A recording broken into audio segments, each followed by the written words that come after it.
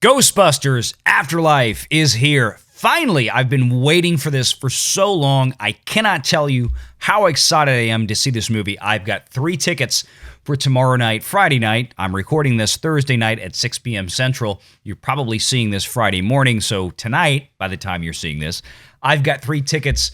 Unfortunately, only 2 out of the 3 Renegade kids could make it. Mrs. Renegade might get to see it over the weekend. We'll see. Hopefully she can. Hopefully can find some time because I plan to see this movie more than once in the theaters for sure. And I'm so thrilled that my theater is finally back open after so much damage it took from Hurricane Ida. And this will be the first movie I get to see there since it's reopened just a week ago. We're going to talk about the box office numbers, the projections, the production budgets of Ghostbusters, a little bit of history here going back to Ghostbusters 2016. I'm sorry, frog in my throat when I said that. Excuse me. Let's get into it.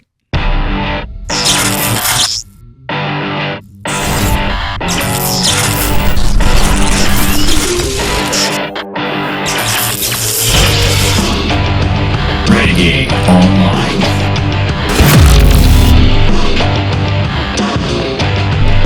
Well, here we are, another great day here on Valiant Renegade. Appreciate you all being here, and thank you so much to this audience. The growth on this channel continues to be incredible.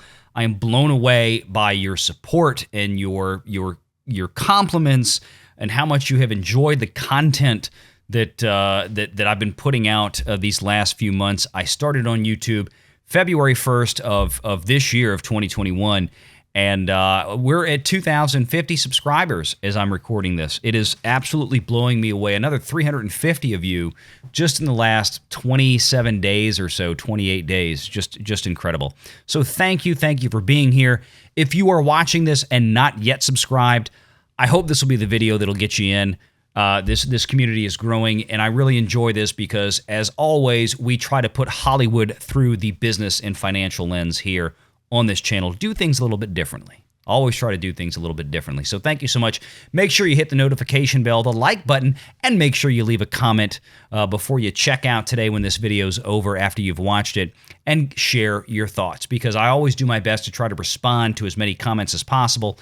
And of course, these days I'm getting so many more. It's getting hard to keep up with all of them, and that's a good problem to have. So thank you, everyone. So here we are looking at Box Office Pro. Box Office Pro is one of my favorite go-tos for box office and theatrical news, exhibition news. So this is the weekend projections right now. This is kind of the quote-unquote official projections of what they think Ghostbusters Afterlife and some other movies still running in the theaters this weekend are going to do. We're going to talk about these today. So Ghostbusters Afterlife here from Sony Pictures in Columbia. 3-day weekend forecast. Their middle-of-the-road average at $44 million. Now, I will say I think that's probably a little on the low side, or at least I hope that's a little bit on the low side. But as you can see up here, Ghostbusters Afterlife, the opening weekend range they're putting in right now, $35 to $55 million. And just so you understand out there, part of this is based around pre-sales. People like me who go buy the tickets online early at their theater of choice, and you know, they go by those metrics to try to determine what the audience interest is. Of course, that has not been a great indicator, especially this year, of what things actually turn out to be.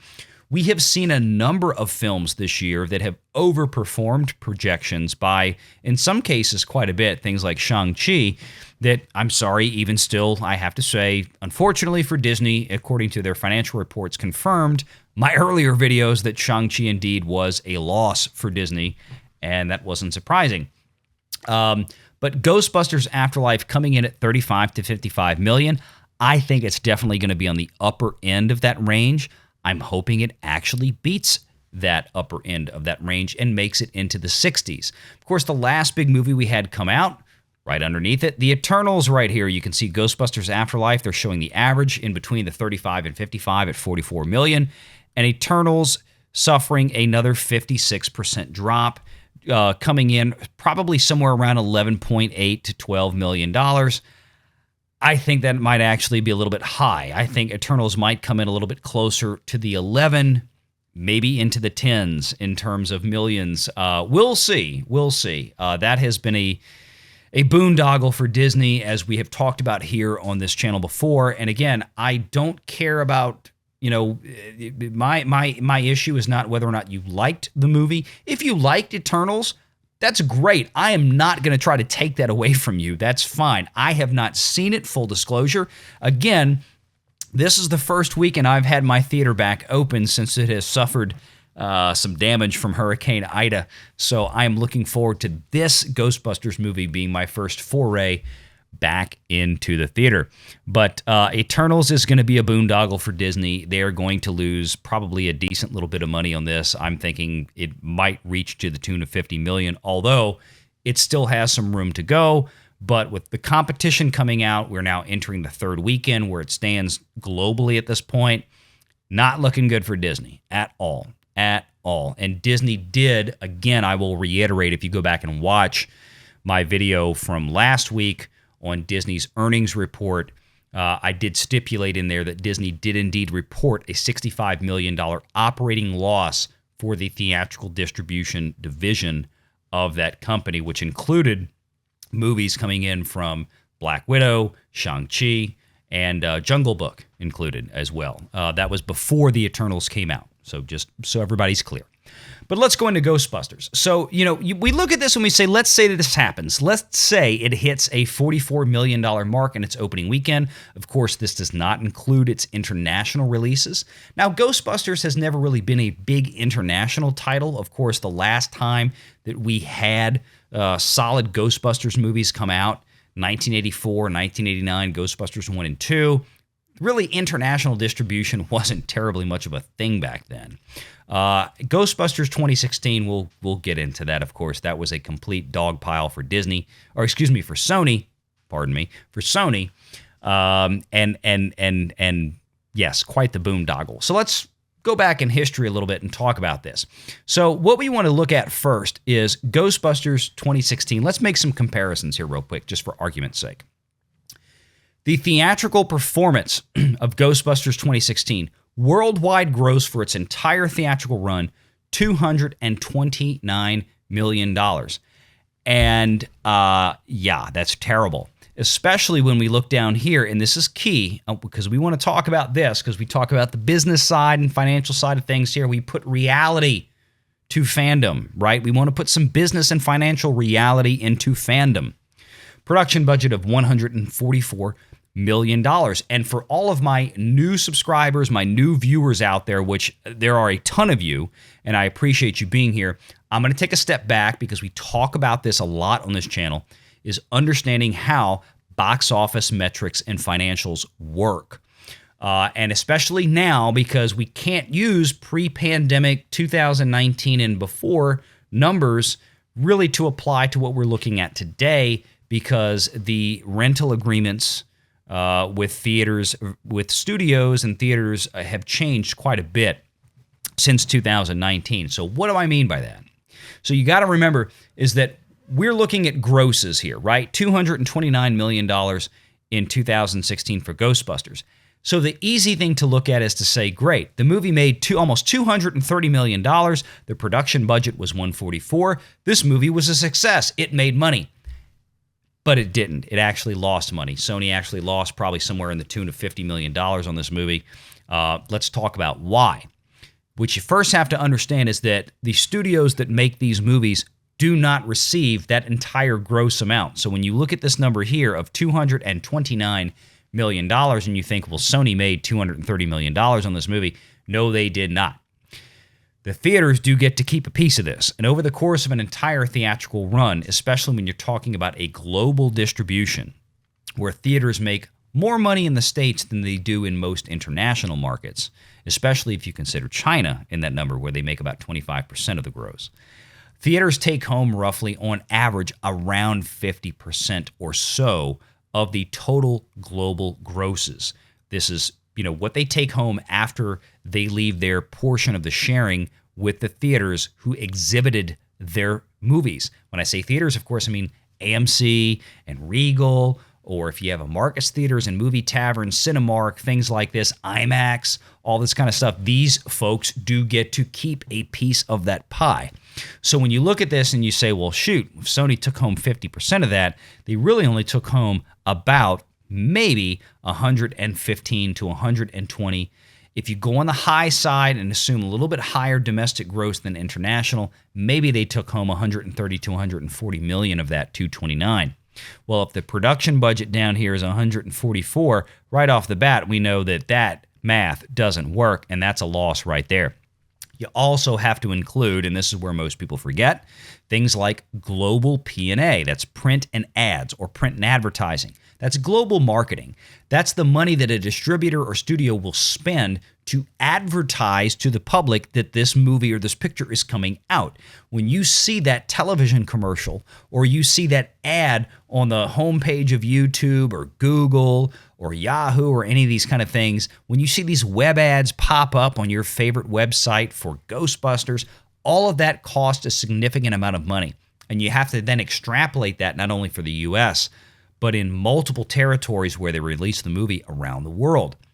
Global P&A on movies like this these days, it's not uncommon to see figures like 75, 80, 90, 100, in some cases 120, 150 million dollars for big movies like Endgame.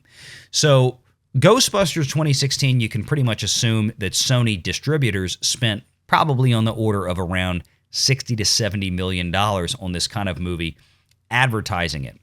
At least that's a relatively reasonable ballpark to put it in. So that wasn't recovered either. Let's flash forward to what we have now with Ghostbusters Afterlife. Now, we don't have any official numbers yet, obviously, because it hasn't opened. It's opening right now as I'm recording this video. But what I want to call to your attention is something that Dan Akroyd himself said on an interview, television interview just a few years ago. After Ghostbusters 2016 came out, and he basically threw its writer and director Paul Feig under the bus for being a terrible financial manager, along with Sony letting him do what he did, and the movie was a bust. He said, look, we can make a real Ghostbusters movie for a lot less money. They had production budget overruns. They spent way too much money on this. There was no reason for that. Dan Akroyd actually has a good head on his shoulders when it comes to being a producer. And frankly, if I was a movie studio operator, I would hire Dan Akroyd to run my financials. I really would. The guy has a good sense of reality. He really, really does. But look at this movie, $75 million. We didn't have this a couple days ago, which is why I have sat on this video, which is why I didn't make it yet. $75 million production budget on Ghostbusters Afterlife.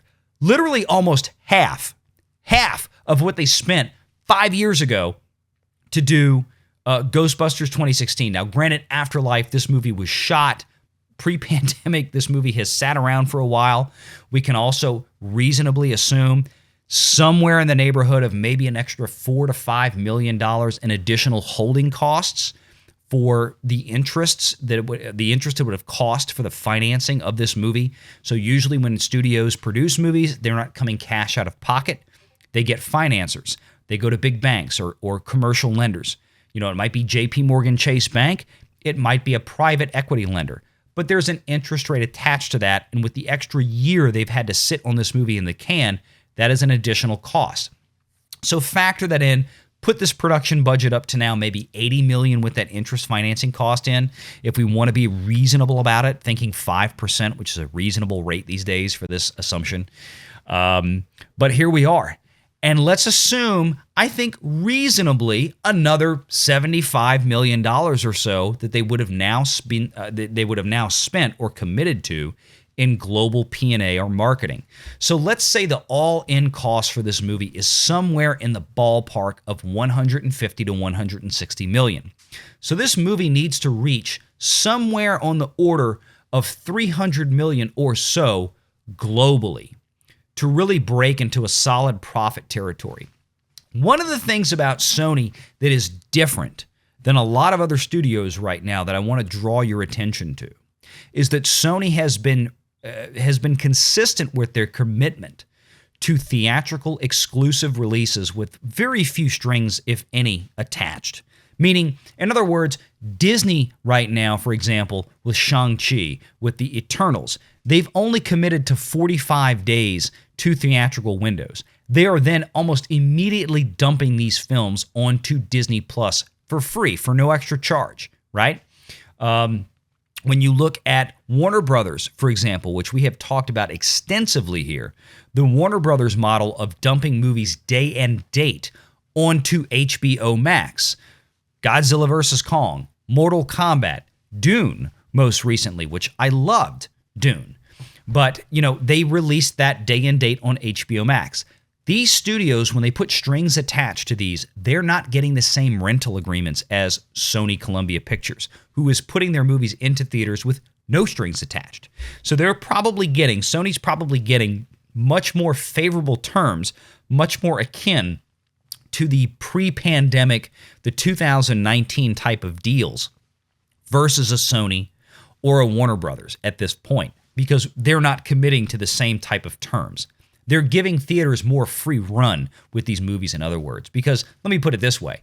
If I tell you that a movie is coming out in a theater, great.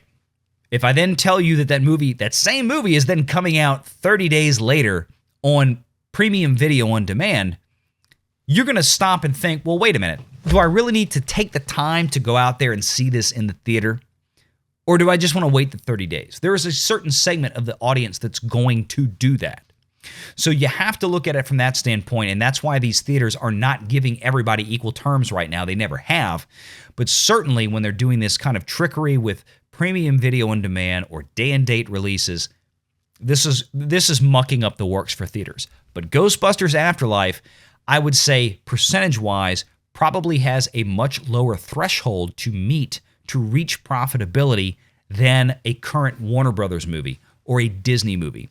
For example, Venom, Let There Be Carnage. We've talked about this here on this channel before. Same situation, where this kind of movie was probably reaping a much greater portion of the box office from theaters than a comparable Disney movie or a comparable Warner Brothers movie, because there were no strings attached. Okay? There was no promise that you're only going to get this for so many days, and then we're dumping it on our proprietary streaming service. So, let's see what happens this weekend with Ghostbusters. I am looking forward to this. I really, really am. Like I said, I've already got 3 tickets for it, and one of the things, I'll leave you with this, I've noticed, and I think we'll find out more about this in early 2022. I have not bought tickets to a film since Godzilla vs. Kong earlier this year. And before that, the last movie I saw in a theater was 1917, which was an amazing, amazing film. So I'm a little jaded on this, but when I got stuck with a $17 ticket, it raised an eyebrow. Now, I do go to a theater that's a little bit more quote-unquote boutique, that's near me, that I like, I enjoy. It's fewer seats. The seats are big, comfy, recliners. You can order dinner. You can order drinks. It's great. So I understand they charge an average higher ticket price than, say, a Regal or AMC generic theater. But one thing I've noticed is the last time I bought a ticket there, they were about $13, $14 for an adult ticket. And for this, it was $17. So my point is this, is that when you look at movies like Shang-Chi and Eternals and Dune, and you look at all these things and you see some of these box office returns and you think, wow, okay, this movie did well compared to previous Marvel movies in the case of Shang-Chi, in the case of the Eternals, or relatively well for a pandemic era, quote unquote. Okay, well, they still didn't make money, but let's be honest. If they're charging 15, 20% more for ticket prices now at theaters than they did just a year and a half ago, 2 years ago, wow. Maybe there's not as many people seeing these things as we think, even with the box office takes being lower.